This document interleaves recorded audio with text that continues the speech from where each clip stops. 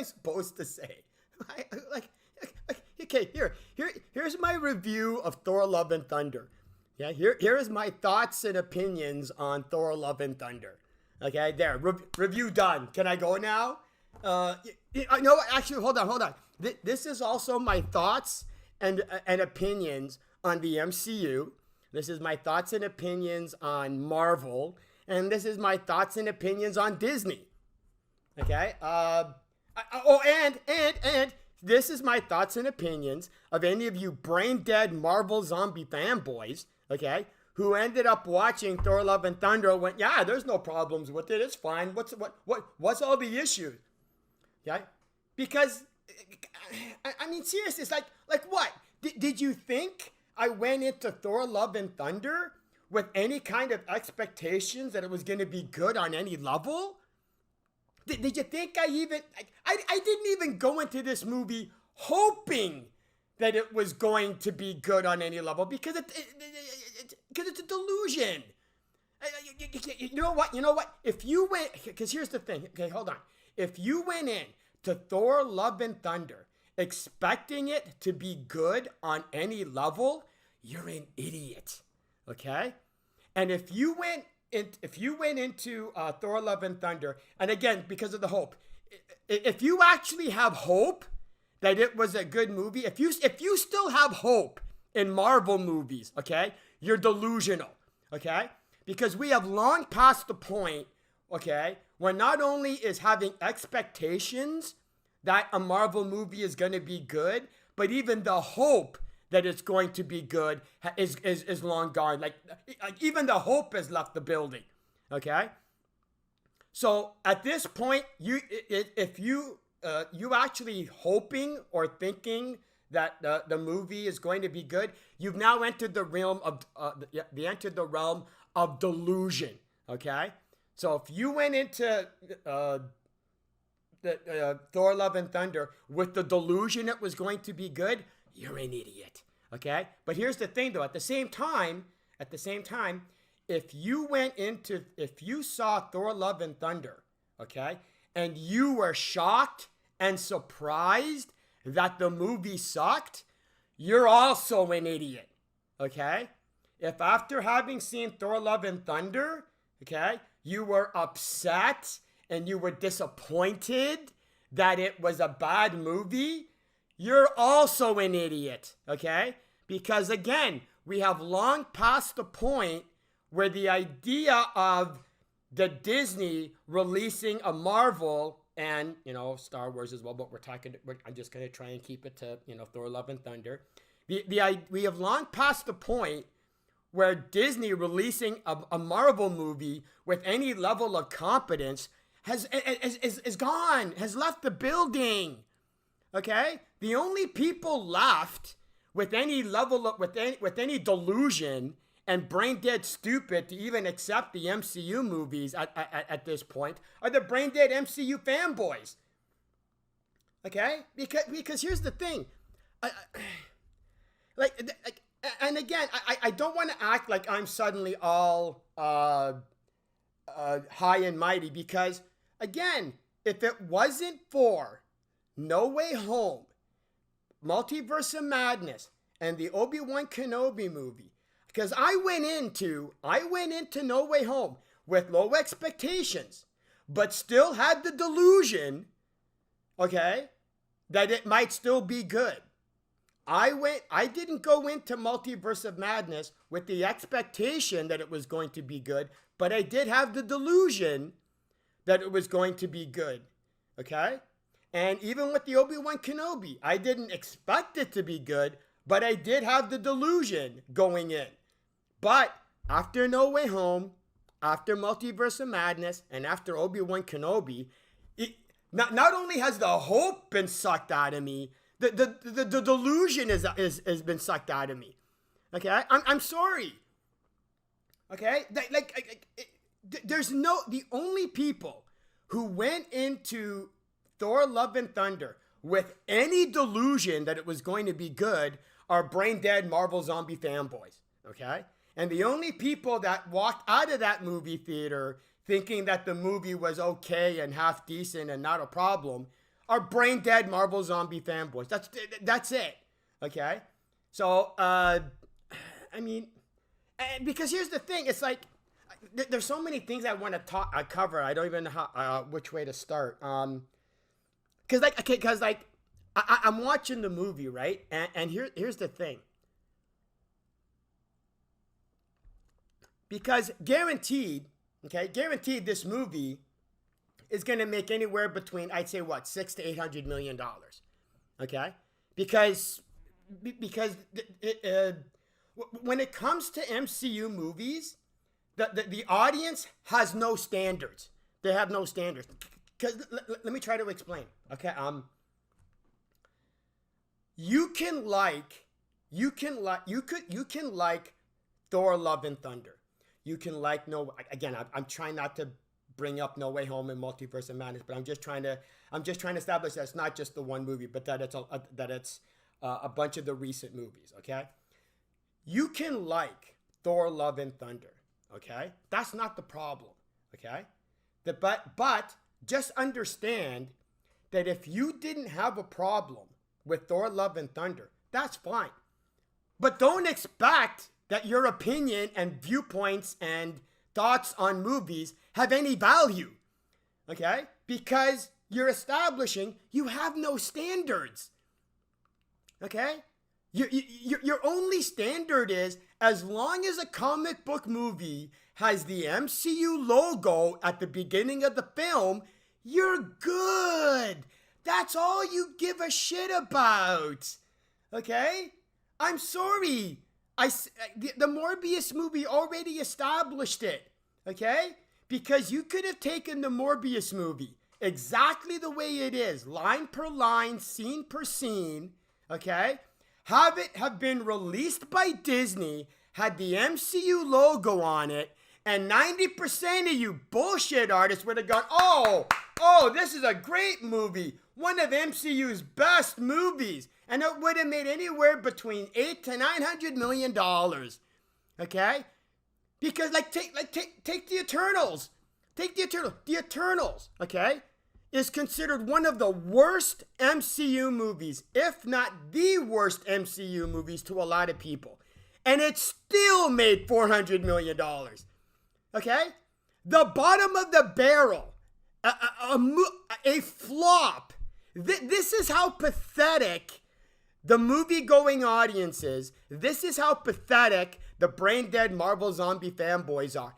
A flop for an MCU movie, okay, is $400 million. Now, obviously now, because I'm not counting, when Phase 1 and Phase 2 came out. I'm talking now, okay? Now, a flop for an MCU movie, okay, is $400 million.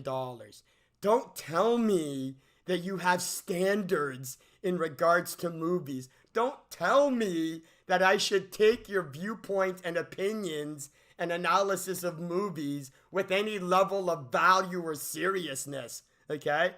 Again, you can like it. I don't give a shit. Like it, don't like it, doesn't matter. But if you saw Thor: Love and Thunder and you didn't have a problem with it, go ahead. But don't talk to me about movies. Don't talk to me about hold on. Don't talk to me about movies like you have a valid opinion. Okay, sorry. Hate to break it to you. Like you could, if you were to tell me that you thought Thor: Love and Thunder, okay, was a good movie, but then you ended up telling me that you also thought that the Godfather movie was a really good movie, I'm gonna go, well, why would I take your opinion? Why would I take your opinion seriously? Yeah, sure. You thought The Godfather was a good movie. Big deal. You also think Thor: Love and Thunder is a good movie. Like, you have no standards. See, this is going to be a weird video because normally all of my disdain and rant would be towards the movie. But again, I've reached the point where I don't give a shit. Like, I'm watching this movie. I'm watching Thor: Love and Thunder. And it's like, yeah, I barely wrote notes. The only notes I wrote were just like really, really over the top bullshit stupid that I thought was really hilarious, and I just want to cover. But I'm watching this movie, and it's like, even with the like there's this one example. Okay, again, typical video of mine. I'm going to be all over the place. I apologize. Like, we got to talk about Thor. We got to talk about Thor because in this movie, like with Thor Ragnarok, Thor was kind of like a parody or a joke of the Thor character, right? But in Thor Love and Thunder, he's not even a parody. He's an entirely different character. It's like this movie went out of its way to make Thor not only a joke, but ridiculous and an entirely different character. Like, go watch a scene. Go watch a couple of scenes of Thor, okay? In either Infinity War or Endgame, okay? And you and picture that Thor. Now picture the Thor in Thor Love and Thunder. And and a person would go, how the hell did you get from Thor from Endgame to Thor Love and Thunder? Okay? You want to know how? One movie. From Endgame to Thor Ragnarok, you got Thor from Thor Love and Thunder. That's how pathetic you as an audience are. Again, here's the thing. Usually my disdain is for the movies. It's now going to be centered on you brain dead Marvel zombie fanboys. Because again, I don't have the anger for this movie. I don't have a rant for this movie because again, I don't give a shit anymore. Because it's not the movie's fault that they suck shit. And I hate to, not only that, it's not Disney's fault that these movies suck shit. You want to know why? You want to know whose fault it is that these MCU movies suck shit? It's you Marvel zombie fanboys. It's you brain dead moviegoers. Okay? You're the reason the MCU movies suck shit. And again, normally I would reserve all my anger and my rant to the movies. Sorry, I don't have it anymore. So now I'm just directing it to the people who are actually at fault. So I guess kind of a disclaimer. I'm going to try not to go overboard on establishing how useless and pathetic you brain dead Marvel zombie fanboys are. But if you don't want to hear how brain dead Marvel zombie fanboys, how much you're idiots, might I suggest you go watch Thor Love and Thunder again, because apparently it's more along your brain levels. Again, I'll try to keep it down. I'll try to focus mostly on Thor Love and Thunder, but I am gonna have to vent. I have to vent somewhere, so it's gonna be on you fanboys. The reason the problems with the MCU movies is entirely on the shoulders of you brain dead Marvel zombie fanboys is because every movie that's been going on, no matter how bullshit stupid it is, you Marvel zombie fanboys have told Disney, yeah, go ahead, we don't care. Okay? Like in No Way Home. No Way Home. They had one of the most broken plots, okay, in cinematic history. And you brain dead Marvel zombie fanboys went, yeah, we don't care. like we give a shit about plot or story. You don't care. You told Disney you don't care. Not only that, with No Way Home, Disney said, we're going to totally break the whole concept of the multiverse. We're going to make it do whatever the hell we're going to have it work however the hell we want. And you as an audience went, yeah, sure, Disney. It's not like we care. In Multiverse of Madness, they did the same thing. They broke the whole concept of the multiverse and multiple timelines and alternate universes. And Disney went, we're going to do whatever the hell we want. And you as an audience went, yeah, sure, go ahead. It's not like we care. And Disney went, great, no problem. Not only that, in Multiverse of Madness, they went, we're going to make magic do whatever the hell we want. And you as an audience went, yeah, sure, no problem. Oh, I wonder what, I know it's about Thor Love and Thunder, but I'm talking about this anyway.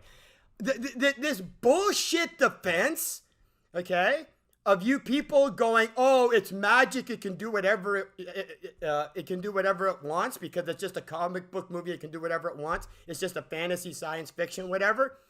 You're the same bonehead, you're the same morons who watched and loved Harry Potter. And Harry Potter had rules on how magic worked, okay? And if in the Harry Potter movies, they broke the rules in magic, you would have been all over their ass on them breaking the rules of magic. You same brain dead morons, okay, who would say, oh, you can't break the rules. There's rules in magic and you can't break it in Harry Potter. But for some reason, you bullshit artists, when it comes to the MCU, suddenly magic doesn't have rules. Suddenly they can do whatever the movie can do whatever the hell it wants. Do you understand how full of shit you are? Do you understand how full of shit your defense is? And why I don't take any of you seriously? Because you're full of shit. Okay? Little segue, but I just thought of it when I was talking about, Multiverse of Madness. So again, with Multiverse of Madness, they went, we can make magic do whatever the hell we want. And you as a fan, and you brain dead Marvel zombie fanboys went, yeah, sure, no, whatever. And then we have Thor Love and Thunder. And in Thor Love and Thunder, the movie went, we don't give a rat's ass about continuity. We're gonna throw the whole concept of continuity out the window, and we're gonna do whatever the hell we want. And you as an audience, and you as a brain dead Marvel zombie fanboy, went, yeah, sure, no problem. It's not like you give a shit about continuity. Not only did Thor Love and Thunder break the concept of continuity, it broke the concept of a shared universe. The shared universe, the shared universe concept, which is supposed to have been the very foundation of the MCU, okay, which you all pretend that you all say that you care and want and give a shit about. Thor Love and Thunder went, we don't give a shit about the shared universe. We're going to do whatever the hell we want, and it doesn't matter, and we don't care. And for those, and you brain dead Marvel zombie fanboys went, yeah, who didn't have a problem with Thor Love and Thunder, thought it was okay, thought it was fine, didn't have a problem, okay? You went, yeah, go ahead, Disney. Because it's not like you brain dead Marvel zombie fanboys give a shit either. In this movie, they create, what's it called? Omnipotent City. In this movie, we have the existence of Omnipotent City, a city that Thor knew about. Okay? Now, I don't know I don't know if those of you watching it have either seen the movie or not seen the movie, but I'm going to go along the lines of that you haven't seen the movie. Omnipotent City, okay, is the city in space, okay, in which all the gods live. All the gods hang out there, okay? And Thor wants to go to Omnipotent City to get an army of gods to go after Gore the God Butcher. I go, really? Really, movie? So let me see if I get this straight. Omnipotent City has always existed, and Thor always knew it existed. Really? I wonder if Omnipotent City would have been useful during Infinity War. Okay? This is what I mean about how the movie doesn't give a shit about continuity and the shared universe concept. Introduces a city of gods that Thor could have gone to say, hey, we need help dealing with Thanos. Nah. Fuck this. Not only fuck this movie, but fuck you brain dead Marvel zombie fanboys who are literally too stupid to actually understand how that doesn't work. But if Omnipotent City isn't enough. Get this. So this movie introduces introduces eternity, a plot device called eternity. Now here's the thing. This is what I love about this. In Marvel Comics, in the actual Marvel Comics, eternity is a cosmic being that is the representation of the entire universe. Okay? But not in the MCU. In the MCU, okay, eternity has been reduced to a plot element or something, whatever you want to call it, that eternity's the value of eternity in Thor: Love and Thunder in the MCU is he's a wish giver. He's been reduced to whatever the first being that ever reaches eternity gets a wish. Well, who's eternity? Eternity isn't the representation of the universe in the MCU. In Thor: Love and Thunder, eternity is literally a plot device where you have to get to him and he gets a wish. You could have replaced eternity with a magic box and you would have gotten the same thing. Like, there was literally no reason to actually use the name eternity. But this is the MCU. This is yet another example in their superficial their superficial connection to the Marvel Comics. Because here's the thing. Yeah, who's this for? Because the Marvel, the fans of the Marvel Comics will know that this eternity isn't the eternity from the comics, and it's bullshit. But the brain dead Marvel zombie fanboys who've never read a Marvel comic book in their life, and the general audience who have no idea who eternity is, introducing them doesn't mean anything to them. You may as well have called eternity Bob, and it wouldn't have made a difference. It would have been better. Because it's like a statue of eternity or whatever, right? It's just a statue. You could have called the statue Bob, and the Marvel fanboys go, oh, okay, they're introducing some, Deus Ex Machina called Bob that grants wishes, and it would have been better. And the brain dead Marvel zombie fanboys and the general audience go, oh, okay, there's this being in the Marvel universe in the MCU called Bob that grants wishes to the first person who meets it. Would have been better. They would have been better off not calling it whatever. Anyway, they would have been better not calling it eternity. But again, this is the MCU. This is yet another example of their superficial bullshit attempt at trying to connect to the Marvel Comics. But they've been doing this for years. So it's not like I'm pissed. I would have been pissed, right? But now it's continue establishing what a pathetic joke you are, MCU. Not a problem. I don't care anymore. But here's the thing about this, right? Because Gore is supposed to want to kill all the gods. But to establish some type of actual plot, I guess, because they're trying, right? Gore wants to get to eternity to be able to make the wish to be able to obviously kill all the gods. So Thor, okay, goes to, what's it called again? Omnipotent City to get to the gods, and Zeus goes, oh, don't worry about Gore. We're not worried about Gore because Gore will never find the key. Gore doesn't have the key and will never get the key to be able to get to eternity. Guess what the key is to get to eternity? The Rainbow Bridge, the Bifrost. Okay? Well, what's a way that we know to be able to access the Bifrost, the Rainbow Bridge? Well, Thor's Stormbreaker. So apparently, according to the bullshit logic of this movie, Zeus is going, oh, we're not worried about Gore ever being able to find the key to get to eternity, because that would mean Gore would have to be able to defeat Thor.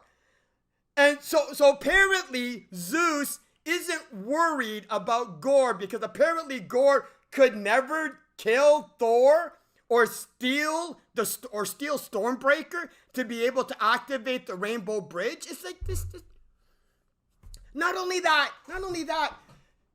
So let me see if I get this straight, okay?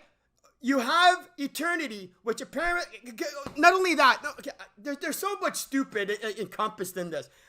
So the first being to reach Eternity gets a wish. How does anybody know that hasn't already happened? How do we know Gore is the first person to actually have reached the Rainbow Eternity? Not only that, why couldn't Hela why couldn't Loki, who had a cheap backdoor access to be able to use the Rainbow Bridge, why didn't he use it to go get to Eternity? But that would encompass continuity. That would actually encompass the concept of a shared universe. Screw that. But anyway, but not only that, Thor has Stormbreaker that the MCU magically allowed to be able to create the Rainbow Bridge, which meant Thor, during Infinity War or Endgame, when he had Stormbreaker, could have gone to Eternity, made a wish to actually fix all the problems that Thanos created. Oops! But again, why this movie doesn't give a shit about continuity? This movie doesn't give a shit about the shared universe anymore. This is why I'm bringing up these examples, okay? So Thor could have easily have gone himself, okay? Going back to Thor, again, I'm sorry I segued, sorry I veered, but again, welcome to my videos, right? Going back to Thor, right? About how this movie made Thor a joke. This is one of my favorite scenes of this movie because it's so brain dead, pathetically ridiculous. Thor, it's in the beginning of the movie, right? Thor has Stormbreaker and he wants to fly off. Now, instead of, swinging it and flying off like he normally does, this is what they do. They have Thor mount the shaft of Stormbreaker like a witch getting onto a broomstick. And Thor flies Stormbreaker like a witch on a broomstick. And it's like, just that is essentially what they've reduced Thor to. Again, could you imagine Thor? Imagine Thor from Infinity War or Endgame. Imagine Thor from Age of Ultron getting on Mjolnir, mounting Mjolnir like it's a broomstick and flying around like that. Could you possibly imagine that? No. But literally, one movie, Thor Ragnarok, allowed Thor to be Thor from Age of Ultron, to be a Thor that rides Stormbreaker like a witch rides a broomstick. That's how pathetic this movie is.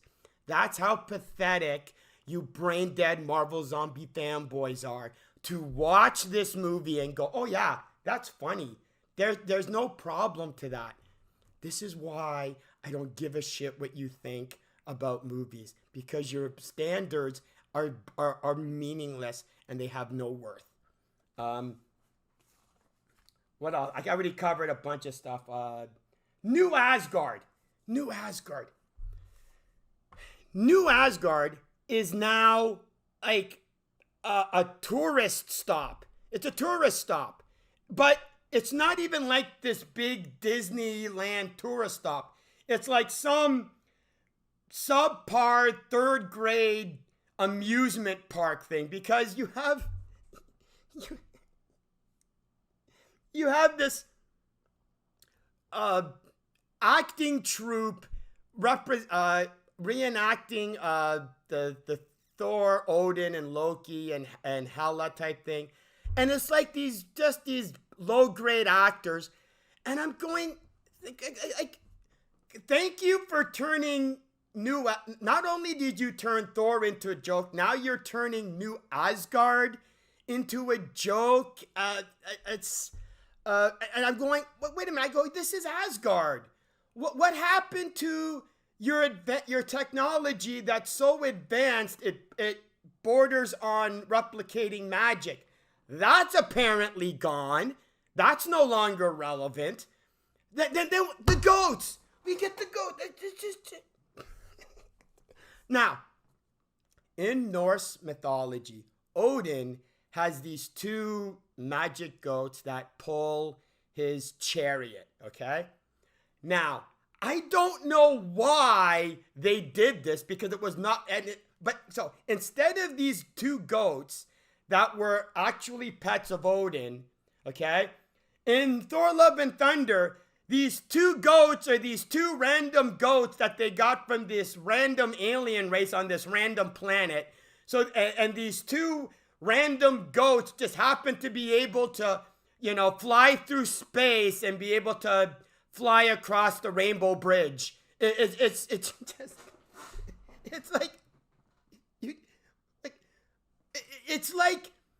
such a superficial connection to Norse mythology. It's like, hey, Odin has these two goats. Somehow make these two goats in the Thor Love and Thunder movie for literally no reason. Like they literally have to reestablish how to make Stormbreaker work so that they can get on a boat, so that the two goats can pull the boat, and that Stormbreaker creates a rainbow bridge for them to, like, this movie has to go out of its way to actually make the plot, what's the word I'm looking for? Accommodate these two goats that don't even need to exist in the goddamn first place. So again, I'm watching this movie going, why, there's nothing to actually take seriously about this movie. And again, I understand it's the concept of it's supposed to be a fun movie. It's supposed to be a nothing movie. And it's like, well, okay, great. You accomplished it. You're a nothing movie. And apparently you Marvel Zombie fanboys are more than satisfied with the idea of a nothing movie. And that's what you got.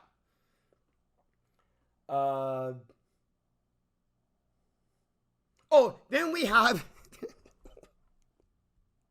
Then we have how Jane Foster gets to be able to have Mjolnir. Now, I never read the Jane Foster run in the comics, so I don't know in the comics how she gets Mjolnir. So again, and even if I did, I wouldn't even compare it. I just love, because I hope this is not how bad it is in the comics, because this is how Jane Foster is able to have access to Mjolnir. The movie has kind of like a flashback of the romance between Thor and Jane, right?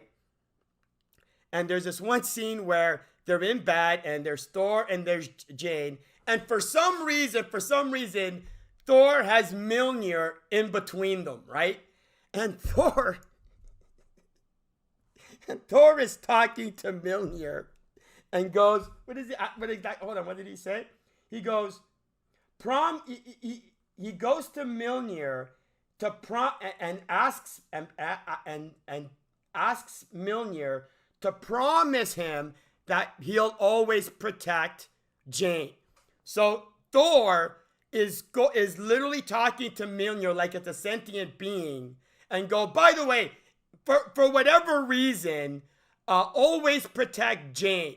Okay, hold on, Thor. What would be the circumstances for that to happen? That would mean that you died, and that you somehow lost access to Mjolnir. What would be the in movie out of curiosity? What would be the circumstances to be able to have it so that Jane would need Mjolnir to be able to protect Jane without Thor being around? who cares? Who cares? It doesn't matter because like again, if you haven't seen the movie, in the trailer you have Korg narrating, right? Well, Korg narrates this scene because Korg goes, because he talks about how the love that Thor has for Jane or whatever, and Korg goes, and a love like that has a way of becoming magical. That's this movie's bullshit, pathetic attempt at trying to go, because Thor loved Jane so much that when Thor told Mjolnir to protect Jane, that's what allowed Mjolnir to be able to connect with Jane. It was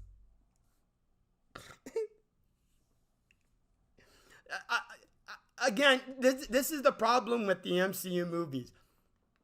If they don't give an explanation, I trash the fact that they don't give an explanation.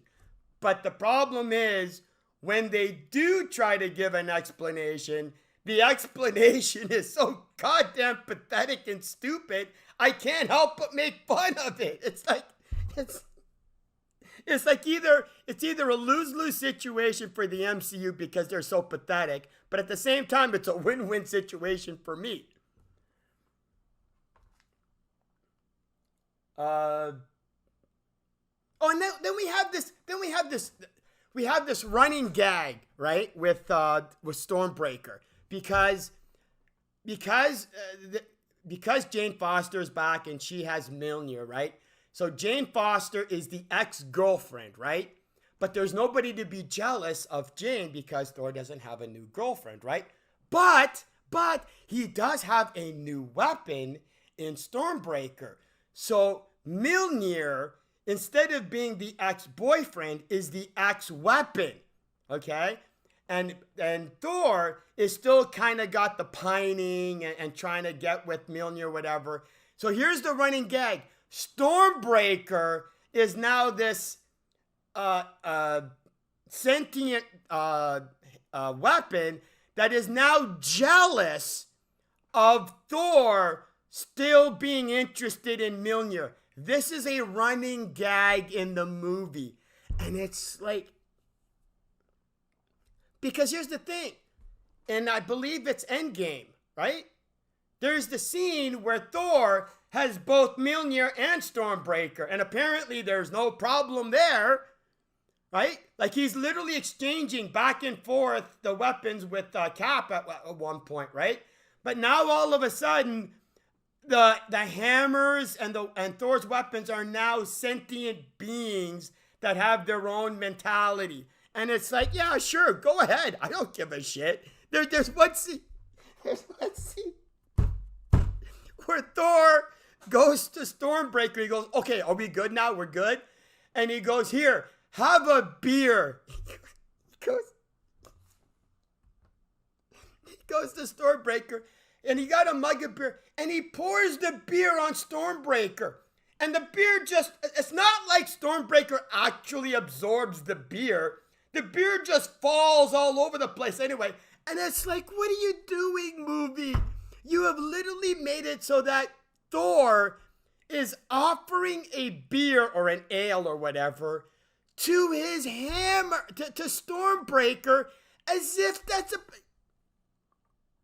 this is, guaranteed, this is set up to establish in the future that Stormbreaker and Mjolnir are sentient beings. So so as stupid and as pathetic as it is in this movie, they're literally using it to like set up for something else. I'm guaranteed. And again, who cares? Because again, you brain dead Marvel zombie fanboys are seeing this and you're going, yeah, who cares? You don't care. Do whatever the hell you want. So later on, when Stormbreaker or Mjolnir end up becoming sentient, we can blame Thor, Love and Thunder for justifying how that happened. Okay, so we get, again, I'm jumping all over the place. I don't give a shit. So Gore wants to set a trap for Thor and ends up kidnapping a bunch of children from Asgard and brings them to some asteroid. It's not even a planet. It's an asteroid. If you see the movie and you see the goats run into it, it's more of an asteroid, right? It's a stupid joke, but I don't give a shit at this point, right? And they're on the planet. They're on this asteroid. And now the reason Thor went to Omnipotent City was to get an army of gods to try and fight Gore. Okay? So he's going, we need an army of gods to be able to handle Gore. But Zeus goes, no. So here's the substitute, okay, for an army of gods.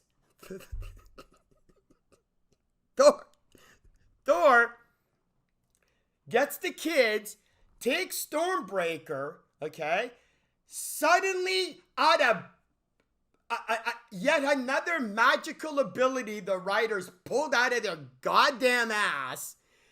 Thor takes Stormbreaker, points it at the kids, causes the lightning to engulf them all, okay? And all of a sudden, all the kids, their eyes are now radiating with electricity, and their whole body is just empowered with electricity. Thor couldn't get an army of gods, so to compensate, got a bunch of like 20 or 30 kids, empowered them with the power of electricity, and that was a substitute for an army of gods, because the army of kids kick ass. Because, okay, Gore, I'm assuming, okay, this is not a knock on the movie because I can't really, because of the rights of the thing. So, like, as I understand it, it's supposed to be the god Null, because apparently the sword has to do with the symbiote, with Venom and Carnage and the symbiotes. But I guess because of legal reasons, which again, I can't fault the movie for, I mean, whatever. So instead of it being symbiotes, they're like shadow monsters or whatever, right? So these kids, engulfed with the powers of lightning, are tearing apart through all these shadow monsters, which literally invalidated getting an army of gods in the goddamn first place. But then I'm going, well, wait a minute. For Thor to have empowered the kids in the first place would have meant he already knew that ability existed. Well, if he did that, if he knew that, why didn't you go to Asgard and get all the parents of the kids who were kidnapped? Because I'm pretty sure they'd be pretty pissed and they'd be more than ready and willing to fight for their children, as opposed to a bunch of scared little 7 to 14-year-olds. Okay? So, but I'm going, you know what? Not even just the parents. Why didn't you get the Asgardian warriors? Grab a whole bunch of the Asgardian warriors, bring them to this asteroid, right? And just infuse them with the power of lightning. Hey, here's an idea, Thor. Why didn't you do that in Wakanda when you had Stormbreaker? Why didn't you infuse the Wakandan army with the power of light? Like, it's just, like, this is what I mean. Sorry, this movie breaks the concept of continuity, breaks the concept of the shared universe. It's going to introduce whatever the hell it wants, and it is literally relying on you brain dead Marvel zombie fanboys to either not care or to be too stupid to realize how stupid it is. Okay? Or a third option that you don't even remember. Well, that kind of goes with not caring. But again, guys like me, here's the thing. I'm a fan of the MCU. I like Marvel movies, so I kind of remember them. I don't just watch them once and then forget. I actually watch them over again, whatever. So again, the whole concept of getting the gods has been invalidated, because apparently 20 kids with the power of lightning can do just as good a job as apparently an army of gods. So why did you even bother? Anyway, Then we have the ending. Okay.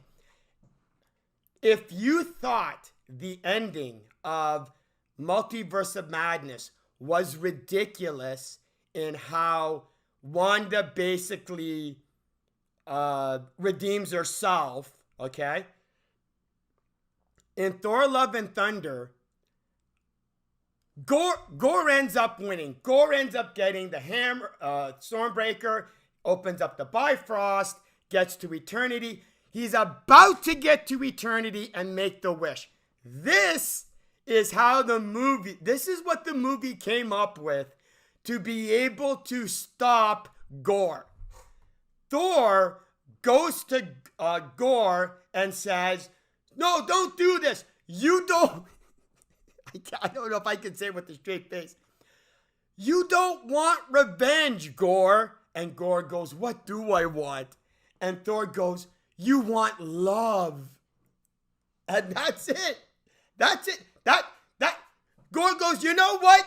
You're right. That's exactly what I want.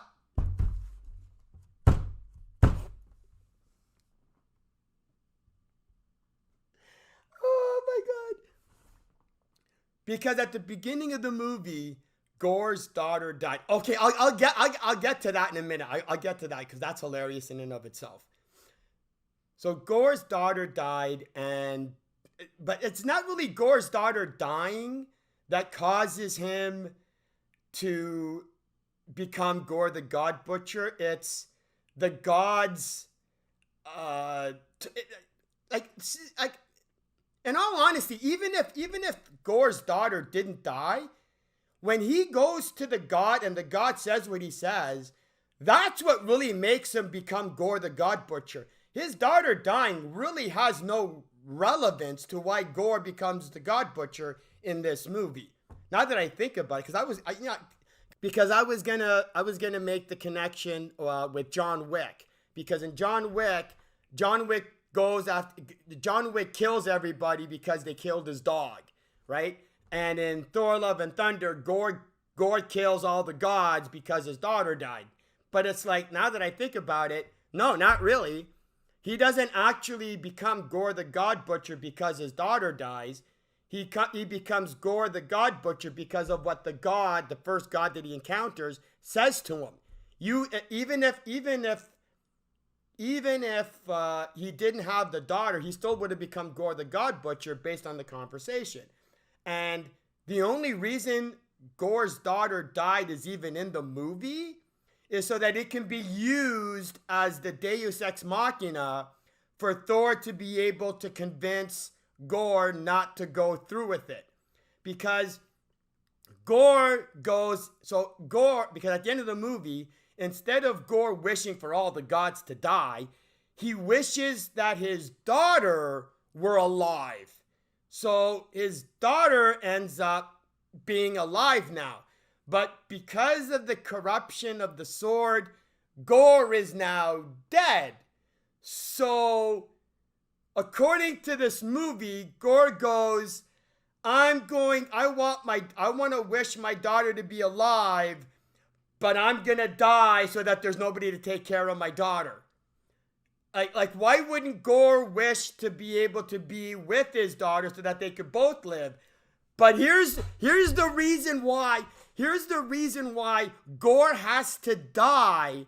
Or here's the reason why Gore has to wish for his daughter to live, but at the same time, the movie needs to have Gore die. Because as forced and as stupid as it is, it's necessary. Because guess what the reason this movie is called Thor Love and Thunder? Because Thor, spoilers I guess if you want, in case you haven't seen the movie, but again, I don't give a shit, tough. Thor ends up adopting Gore's daughter, who for some reason now has the power of a god, and Thor names Gore's daughter Love, because they end up teaming up to go have their adventures. And Thor is called Thunder, and the kid is called Love. That's why the movie is called Thor Thunder, Love and Thunder, because it's referencing the team up between the kid and Thor. Who by the way, the kid who's like, maybe 9, 10 years old, is wielding Stormbreaker while Thor is wielding Mjolnir. This should have been the name of the next movie, because obviously the next movie is going to be a team up between Thor and the little girl. Just... I am so glad I stopped giving a shit about MCU movies, because if I gave a shit about about Thor Love and Thunder, I'd have been fucking having an aneurysm. Is there anything else even worth talking about? Oh, Korg! Korg! There's a scene in Thor Ragnarok, right? Where I believe the insect, I forget the name of the insect creature, but apparently he dies during the movie, right? But then there's an end credit scene where Korg goes, oh no, he's alive, because the movie goes, yeah, he's alive. Well, this movie one-ups it, because Thor, Jane, Valkyrie, and Korg are at Omnipotent City, and they're talking to Zeus. Here's another one. I love this. Zeus is a Greek god, okay? But I believe it's Russell Crowe who's playing. I could be wrong, so I'm not going to really say it. But the actor who plays Zeus sounds like an Italian plumber. He sounds Italian. And it's like, does the actor not know the difference between a Greek-American accent and an Italian-American accent? But I'm literally thinking, here's what I'm thinking. The director's going, he doesn't care. The director's going, hey, again, I'm just going to say it's Russell. Hey, Russell, just do whatever the director could have, Russell could have spoken in an Indian American accent, and the director wouldn't have cared any less, because he's going, I got paid, I don't give a shit. But, so Zeus ends up killing Korg, and Korg is just a bunch of rocks, right? But you can still hear Korg's voice. And Thor's going through rummaging through the rubble, and all that's left is a solid piece of Korg's face, not the head, just the front face with the eyes, like the eyes, the nose, and the mouth. That's all that's left. And Korg is apparently still alive and talking. And he ends up growing back his entire body. It's just like I know the concept of death in comic books is supposed to be what's the word? The benefit of the doubt. But when you're going out of the way to establish that death has no value, then why did you even bother pretending to kill Korg? It just... this... what else? Anything else? Talking to Stormbreaker. Oh, there's this one scene. Okay. So Jane... The movie explains how... anyway, I'm not going to get into it because it's not worth it. Jane's in the hospital on Earth, okay? Jane's in the hospital on Earth. She's dying of cancer, blah, blah, blah. She can't use Mjolnir because if she uses Mjolnir, it'll exasperate the cancer or whatever, okay? So Thor has to go to the asteroid, okay, at the other end of the universe using Stormbreaker to open up the Bifrost to get to the Rainbow Bridge to be able to go across the universe to the asteroid of where Gore is, right? But the movie has to have Jane, go, oh, I'm going to do one last thing. I'm going to use Mjolnir and I'm going to go help Thor. But again, so it's like, how are we going to get Jane, who's on Earth, Okay? How are we going to get Jane across the other end of the universe to the asteroid in which Gore is because she doesn't have access to the Bifrost? Not a problem. Again, I hate stealing this. Not a problem. Barely an inconvenience. Jane Foster shows up on Valkyrie's winged horse, and it's like, how the fuck did Valkyrie go across the universe on a winged horse? And the movie's going, fuck you, we don't give a shit. We don't give a shit. I could not stop laughing, going, how the, not only how did you get there with the winged horse, how the fuck did you get there so fast? And not only that, how did you even find the place? It's like any sense of continuity or of value or of story or of plot is gone. It's gone. And again, it's not that you gotta take it seriously. It's like, take it with any sense of value. I mean, cartoons have more logic that applied than this movie does. This movie goes, we're just gonna do whatever the hell we want, and it's okay because you brain dead Marvel Zombie fanboys either don't care, or I swear to God, you are too stupid to actually have realized that there's no way Jane Foster could have gotten to that planet on that winged horse. You are literally too stupid to have realized that that makes no sense. Oh, I love you, Marvel. This is why I said the main problem with the MCU movies is not Disney, is not the directors, but you brain dead Marvel Zombie fanboys who are telling Disney, do whatever the hell you want. We're too fucking stupid to know any better anyway. Was there anything else? Yeah, again, I'm sure there is, but again, I only wrote some notes. Those are the highlights. Yeah, this movie was ridiculous. It's again, if you wanna watch this movie as a train, like the only way you could take this movie at face value is if you are going in with the expectation and understanding that you're watching a train wreck. Okay? Taking this movie at face value in any other way, you're an idiot and you're full of shit and you're a brain dead Marvel Zombie fanboy. Again, like I said, this doesn't cover all the stupid. There's a shit ton of stupid. But again, I only really wrote the ones that were just over the top that I just thought were funny to talk about. Because again, I'm not what? I'm gonna cover all the stupid in this movie? What am I like? Forget it. It's not worth it. That's my review and covering of Thor: Love and Thunder. Because again, I don't give a shit anymore. I don't care. I'll poke fun of it. I'll laugh at it, but I'm not getting mad at it anymore. I don't even know if Uncut Rant is even